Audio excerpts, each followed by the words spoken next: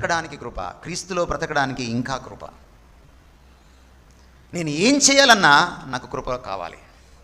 ప్రభువు కృపలో బలవంతుడవు కమ్ము అన్నాడు. అందుకనే కుమారుడైన తిమోతిని, ఆధ్యాత్మిక కుమారుడైన తిమోతిని.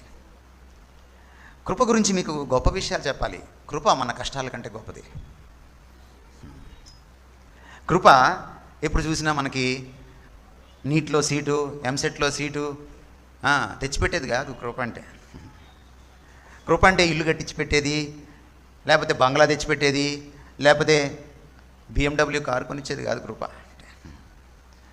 కృప అంటే ఏమిటంటే ఇవేమి లేకపోయినా బతకడానికి శక్తినిచ్చేది. అది కృప. లోకానికి ఎదురీదాల్సి వచ్చినప్పుడు నాకు బలాన్ని ఇచ్చేది కృప. అపవాదిని ఎదిరించాల్సి వచ్చినప్పుడు నాకు బలాన్ని ఇచ్చేది కృప. పాపాన్ని నేను ఎదిరించి జయించాల్సి వచ్చినప్పుడు, శోధనను ఎదుర్కోవాల్సి వచ్చినప్పుడు నాకు బలాన్ని ఇచ్చేది కృప. నాకు ఆరోగ్యం చెడిపోతే దేవుడిని నేను అడిగితే ఆయన నిన్ను స్వస్థపరచను అంటే ఆ అనారోగ్యంతో బతకడానికి కూడా నాకు నా ఖాళీని, నా వెలితిని నింపేది కృప.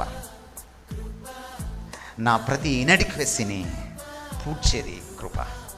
నా ప్రతి చాలనితనంలో కృప చాలును. నా యేసు కృప